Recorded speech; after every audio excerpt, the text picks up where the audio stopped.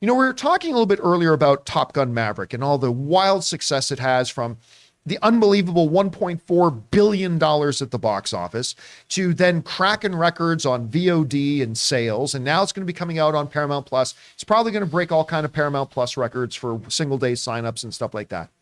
Terrific. I told you guys 2 years ago when I was at CinemaCon and they showed us the first 18 minutes of that movie. They showed us the first bit of the movie all the way up to after he crashes and he comes walking into the diner. They showed us all that. And I was stunned by how good it was. And you guys know I was buzzing about it ever since then. Then at this past CinemaCon, they showed us the full movie.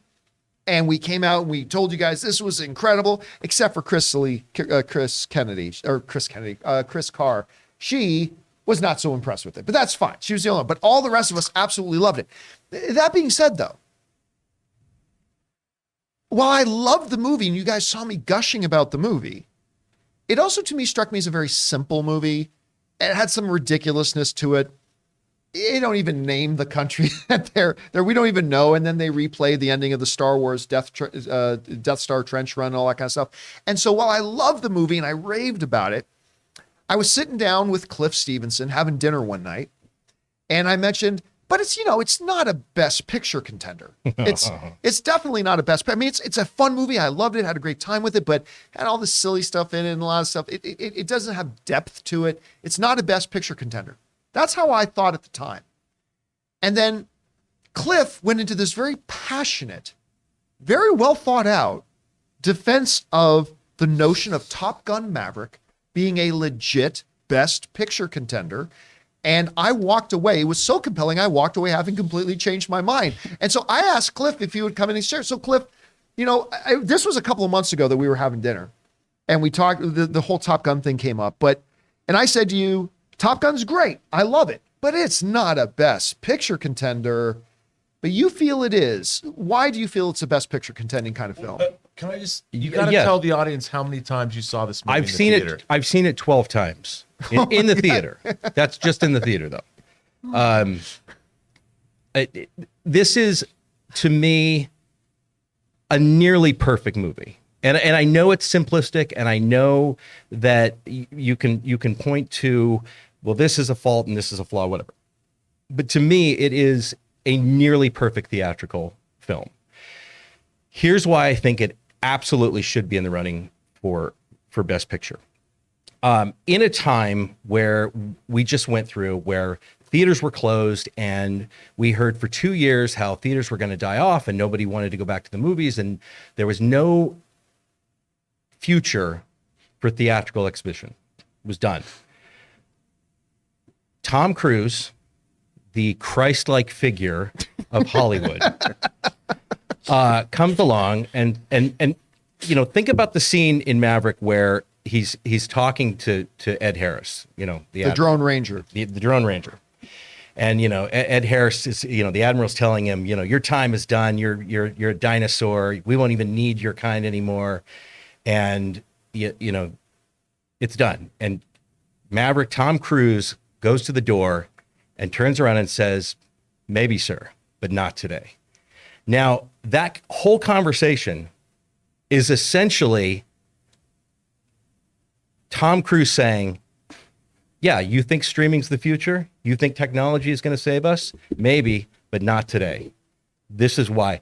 So the reason why I think Top Gun... You're saying he was talking about the theatrical experience. But he was talking about you think streaming's the future, you think technology is, maybe, but not today. Today is still about theatrical. And Top Gun Maverick as a movie, first of all, it's flawlessly produced, just from a technical standpoint. It looks gorgeous. The visual effects are seamless. It sounds amazing. Just the actual technical craft of that movie is perfect. It's pitch perfect.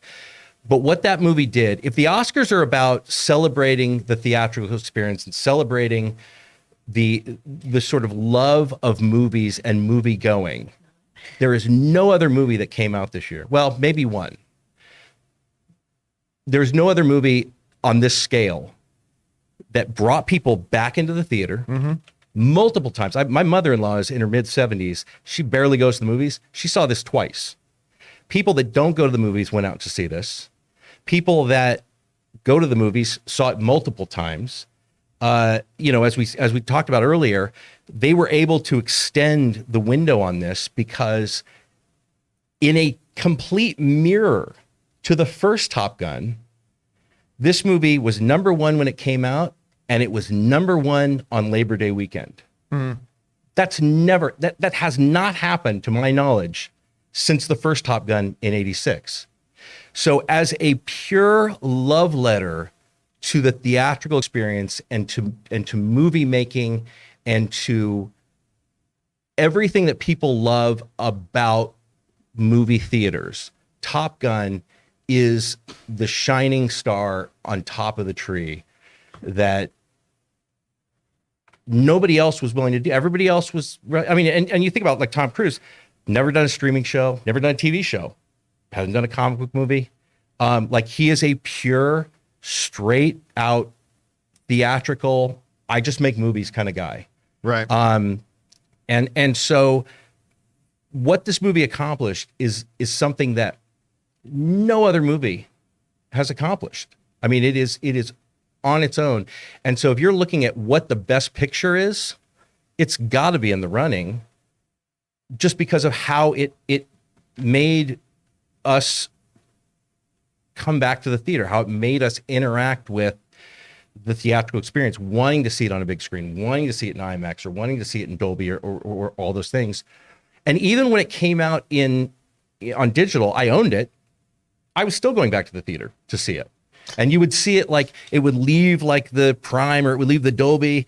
And then a week or two later, they'd go, well, there's nothing really in here that's like blowing anybody's skirt up. Yeah. Let's throw Top Gun back in here. And I'd go back and it would be full. And I was like, this should be like church. Like they should just show this every Sunday morning in a theater and we can all just go and enjoy it once a week and that'll be it. So, if you're going to celebrate, neither of you have seen The Fabelmans, correct? Not yet. Right. No, I'm seeing it this week. I've seen The Fabelmans. I didn't love it. And in the adage of like show, don't tell, Top Gun is like a movie that shows you why movies are great. The Fabelmans was a movie that told you why movies were great.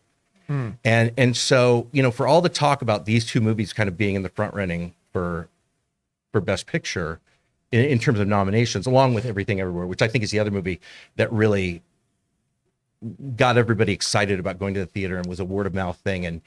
And, but totally different scale though. Totally different scale. But it was one of those things where you walked into Everything Everywhere and you were like, God, I've never seen anything like this. And Top Gun was kind of the same thing on a massive scale where you were like, I've never seen anything like this. The part where you really won me over was you mentioned something to me because I remember we were having dinner and you said, like, what do you always say that movies are? And I said, well, movies are experiential events. And he said, has any movie delivered that kind of an experience? Right. Because that's what I go on about all the time, right? Movies are experiential events. What kind of experience do you walk out with? And that's when I went, the light bulb went out. How did you feel walking out of that theater? Yeah, everybody walked out on air. Yeah, it was an incredible experience, and I experienced that again, and that's when you won me over. Guys, we want to take a second to thank a sponsor of this video, DraftKings. DraftKings Sportsbook, an official sports betting partner of the NFL, should be your go-to when betting on the NFL this holiday season. With things like same-game parlays, easy and fast payouts, player props, and more. Right now, new customers can bet just $5 on any NFL team to win their game and get $150 in free bets if they do. And check this out. Right now, everyone can earn up to a 100% boost with DraftKings stepped-up same-game parlays. Just go to the DraftKings Sportsbook app, place a same-game parlay, and combine multiple bets like which team will win, player props, total points, and more. The more legs you add, the bigger the boost, the bigger your shot to win big. Personally, I like the Rams to pull off a big upset win over the Chiefs next weekend. So download the DraftKings Sportsbook app now and use the code Campea. Place a $5 bet on any NFL team to win their game and get $150 in free bets if they do. Only at DraftKings Sportsbook with the code Campea. Minimum age and eligibility restrictions apply. See show notes for details. Rob, you and I haven't really talked about this. When you hear the notion of a Top Gun Maverick being a legit Best Picture contender, how does that hit you? Positively, negatively? I don't know. What do you think? Look, obviously, my esteemed colleague Cliff, good friend of mine, known him for years. When I first knew him, he hadn't won any Saturns. Now he's won 4. I almost brought one today. And You should have brought your Saturn on the Awards. desk. 4 Saturn more Awards. than me. I remember the first. By the way, I remember the first time being at Cliff's house, and I'm hanging out at Cliff's house, and I'm like, time out. He's showing them some hot toys away. I'm like, time out. Are those Saturn Awards? It's like, oh yeah, I got what 4? I got 4. I only had 3 at that Okay. time. Yeah, Oh, yeah, that's I right. have 4 You had now. 3 at the time. Now you've got 4. That's right. Anyway, sorry. Continue. No, and look, I've always believed that clearly Top Gun Maverick is the pinnacle of what the magic and entertainment of movies is. No argument for me. All of your points are very valid. But in terms of best picture, I'm a snob. And I really believe that it is the job of a best picture to delve into the great human truths that they transcend time, space, Mach numbers on an indicator, and they should be timeless in a way. And the thing about Top Gun is it inherently is tied to the original Top Gun, but this is not Godfather 2. It is very thin in terms of its story. Even the end, the great climax, is lifted from Star Wars. There's only 1 meter difference between the Death Star exhaust port and what else target was death. nominated for Best Picture? Okay, Star Wars. but Which is also a very That's a good point. simple. But the thing story. about Star Wars, it was game changing in that no one had ever seen anything like it before. There was nothing analogous to Star Wars that had ever appeared on a cinema screen. And I would say that this movie, while I loved it, I mean, I've watched the Blu-ray like 6 times, 4K 6 times. It's great. I saw it in the theaters 3 times. I love this movie. But is this movie, when I'm 85 years old, if I live to be that long, on my deathbed and I'm going through my collection, I'm not going to pick this over Lawrence of Arabia. I think some people might though. Some people might. Yeah. And I would ask you this question: in watching Top Gun Maverick, did you laugh? I did. Were you thrilled? No, I was thrilled. Did you cry? I did. Did cry. you walk out smiling? I did. Is that not the ultimate goal Of a movie. Okay. To elicit that response from you. Here's the to where thing. You Hold walk on, out I got to throw one more satisfied. thing. I got to throw one more thing here, and then we need to move on because we're way over time here. But I want to point this out too. I see there's an interesting debate going on in the live chat. I see about talking. Did Top Gun save the movies like in the COVID era? Some people saying it was Spider-Man No Way Home that did. I would propose this. Spider-Man No Way Home obviously was a much bigger hit than Top Gun Maverick, but it got a certain audience out. Before Top Gun Maverick, like the 40 plus crowd had not started coming back to the movie theaters. And there was a couple of movies that did do that. But I mean, it was Top Gun Maverick that got, because the movie theater industry is not only going to survive on the geeks and the nerds like us. Right. It's got to survive on the general wider audience. And it was, in many ways, that was kind of the movie that brought everybody back to the theaters that were outside. It played big in every state. In every state. It played. It was not.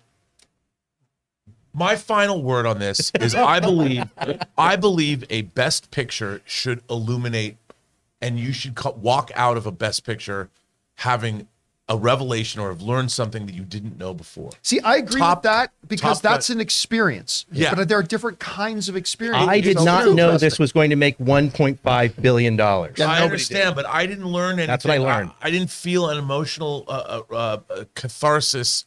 This was an amusement park ride. It was a great amusement park ride. It's like the best roller coaster you could go on.